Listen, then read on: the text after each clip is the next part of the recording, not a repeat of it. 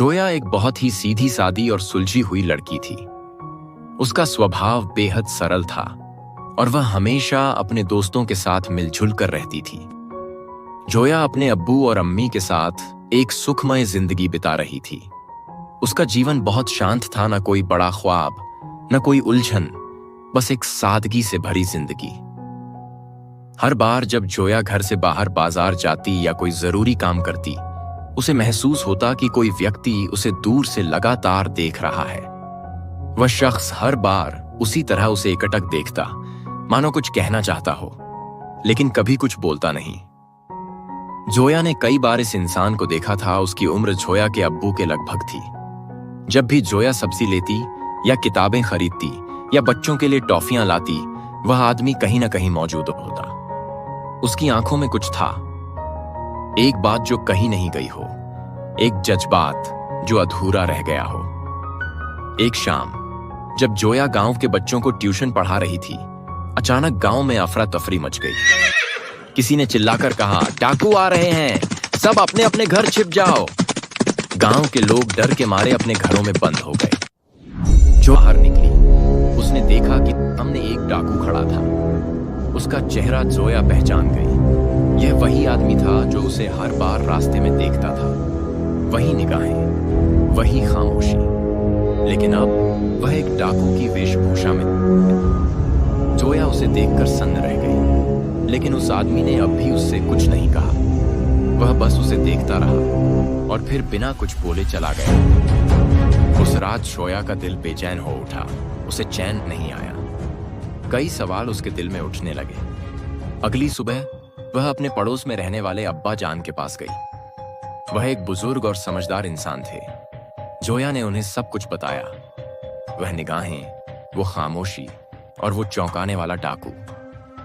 अब्बा जान थोड़ी देर चुप रहे, फिर बोले, बेटा, मुझे लगता है तुम्हारे शक में सच्चाई है। जो मैं सोच रहा हूं वही इंसान हो सकता है। जोया ने हैरानी से पूछा, आप क्या कहना चाहते हैं अब्बा जान? कृपया साफ साफ बताइए। अब्बा जान ने गहरी सांस ली और बोले, बेटा, इसका जवाब मैं नहीं, तुम्हारे अब्बू और अम्मी ही दे सकते हैं। यह बात सिर्फ उन्हें ही मालूम है। यह सुनकर जोया और अधिक हैरान हो गई। क्या मतलब अब्बू और अम्मी को इस बारे में सब कुछ पता है? जोया की आंखें आश्चर्य और जिज्ञासा से भर गईं। अब उसकी दुनिया एक साधारण लड़की की नहीं रही। ये कहानी अब एक रहस्य बन चुकी थी, जिसमें उसके अपने माता पिता के अतीत का कोई ऐसा राज छिपा था जिससे जोया अब तक अनजान थी। जब जोया अब्बा जान से मिलने के बाद अपने घर पहुंची, तो वह बहुत शांत नहीं थी। उसके मन में उथल पुथल मची हुई थी।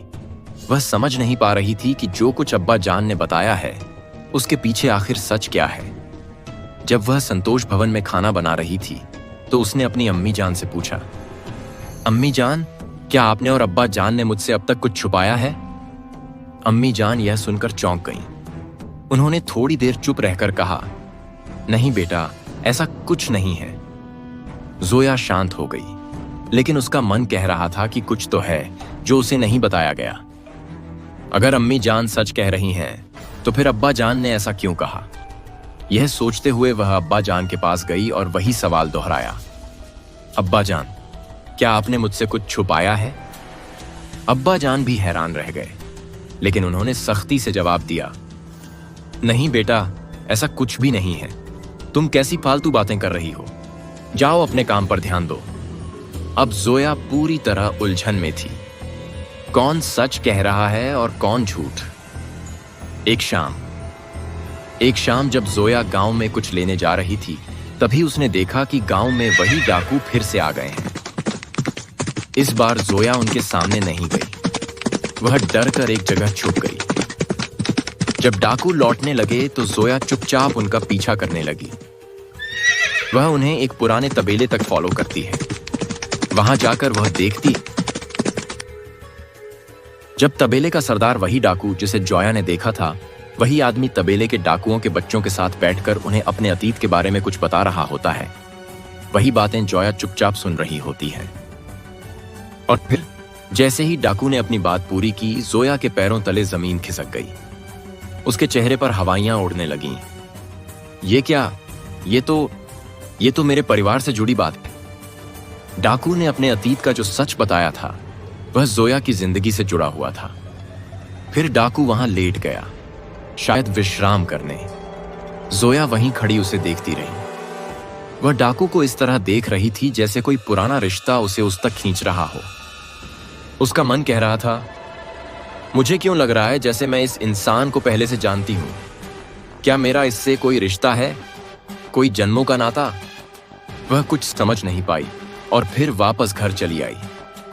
घर लौटकर जोया सीधा अपनी अम्मी जान के पास गई और दृढ़ स्वर में बोली, अब आप मुझे सब कुछ सच सच बताइए, नहीं तो मैं यह घर छोड़कर चली जाऊंगी। अम्मी जान ये सुनकर घबरा गईं और उदास होकर बोलीं, ठीक है जोया, अगर तुम सच जानना चाहती हो तो मैं तुम्हें सब कुछ बता दूंगी, लेकिन पहले वादा करो कि तुम ऐसा कोई कदम नहीं उठाओगी जिससे तुम्हें या तुम्हारे अब्बा जान को कोई परेशानी हो।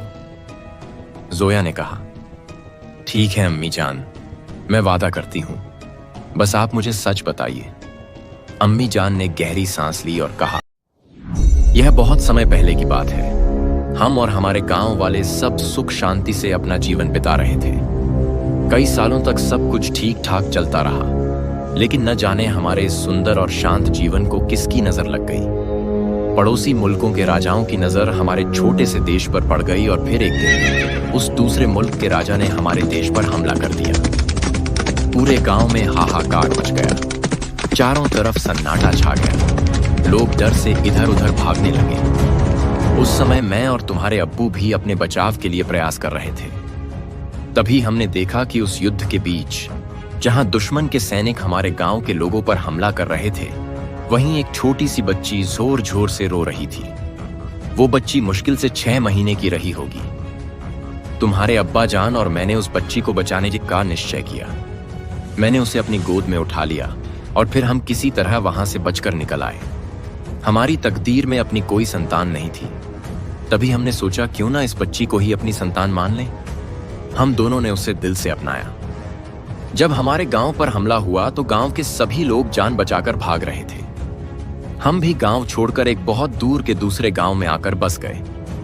वहीं से हमने अपनी एक नई दुनिया की शुरुआत की। तुम्हारे अब्बू ने एक छोटा सा कारोबार शुरू किया और फिर हमने बहुत मेहनत और प्यार से तुम्हें पालना शुरू किया। सब कुछ धीरे धीरे अच्छा होने लगा। तुम बड़ी और हमारी जिंदगी में एक नई रोशनी आ गई। हमें लगा जैसे भगवान ने हमें हमारी खोई हुई दुनिया लौटा दी हो। इसी बीच हमें खबर मिली कि कोई डाकू अपनी बेटी की तलाश में एक गांव से दूसरे गांव घूम रहा है। यह बात मैं और तुम्हारे अब्बू बहुत चिंतित हो गए। हमारे दिल में एक डर समा गया, कहीं वो आदमी वही तो नहीं जिसकी बच्ची हमने उठाई थी। आखिरकार हमारा शक सही निकला। वह डाकू वही था और वह बच्ची वही थी जिसे हमने गोद में लिया था।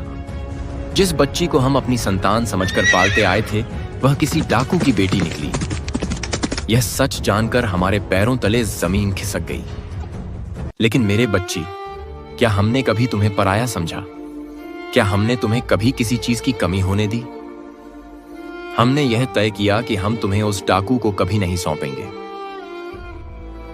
ठीक है, चाहे कुछ भी हो जाए, क्योंकि तुम हमारे लिए वही हो जो एक माँ बाप के लिए उनकी अपनी संतान होती है। तुम्हारा रहन सहन, तुम्हारा संस्कार, सब कुछ अलग है। अगर तुम उस दुनिया में चली जाओगी तो हम कभी भी चैन से नहीं जी पाएंगे। इसलिए हमने तुम्हें उस डाकू से हमेशा छुपा कर रखा।